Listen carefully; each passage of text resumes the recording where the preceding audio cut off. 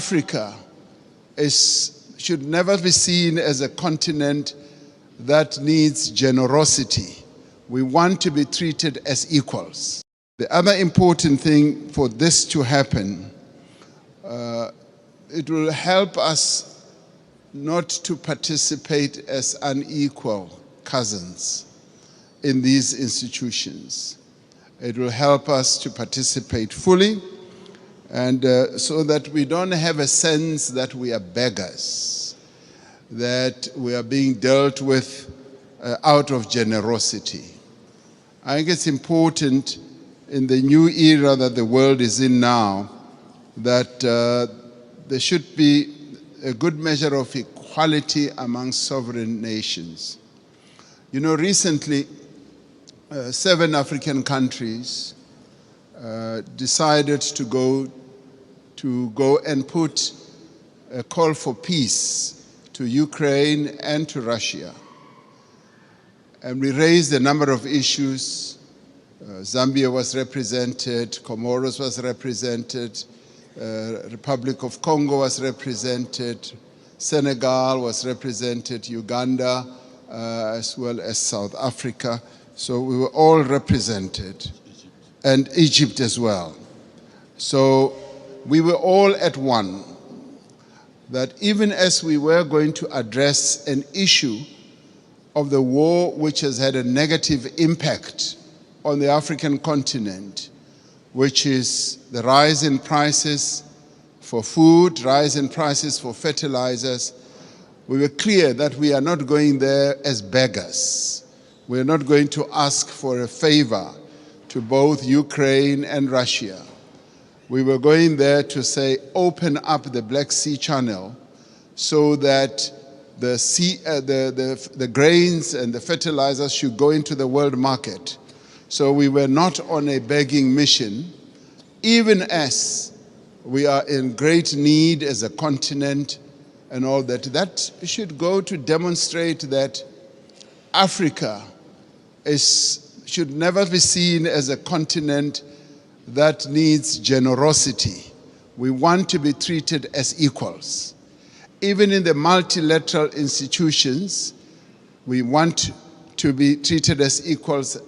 And if our equity is at a low ebb, there must be ways in which that can be addressed. To us, this is very important. Our sovereignty is one of the things that we hold on dearly to.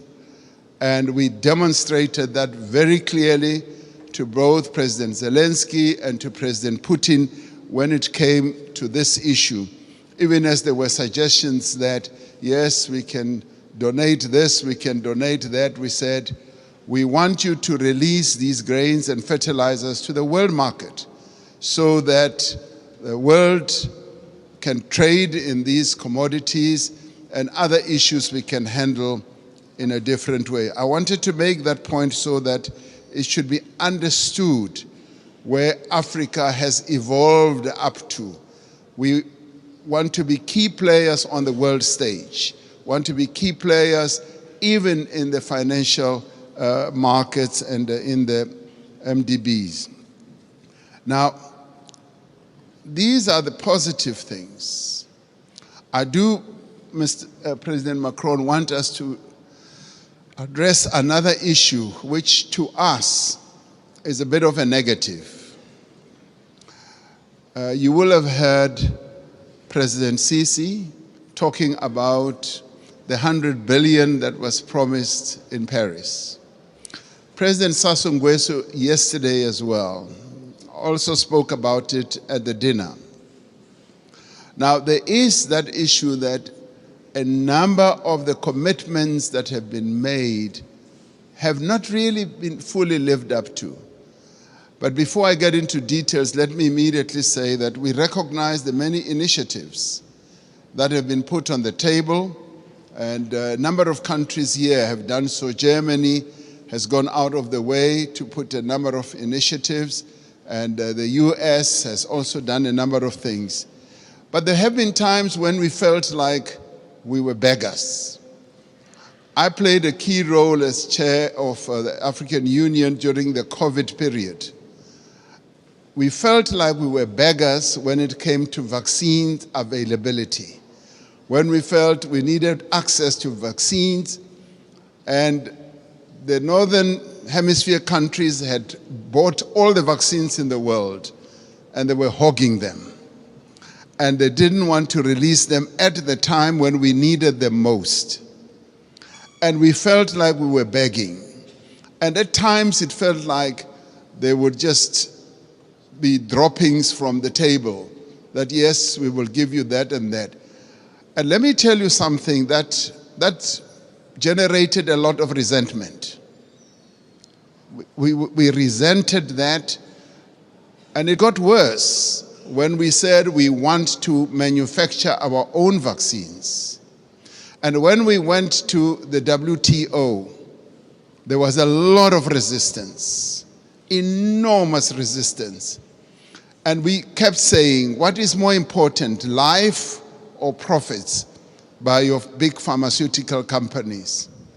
And that too, I must tell you now, generated and deepened that disappointment and resentment on our part, because we felt like life in the Northern Hemisphere is much more important than life in the global South.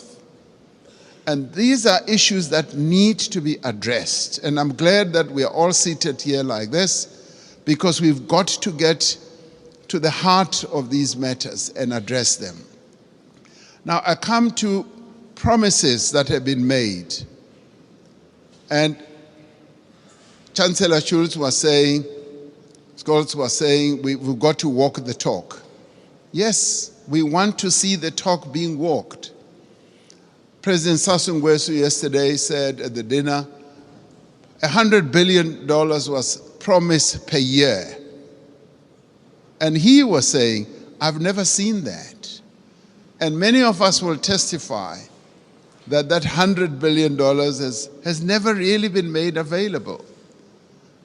And this should stand out as something that needs to be addressed. Because sometimes we sit at conferences like this and say, yes, we'll make this available, and we believe you. We believe you, but now the tire must hit the tar. We must now see action flowing from that. Now, I want to then talk about something very practical.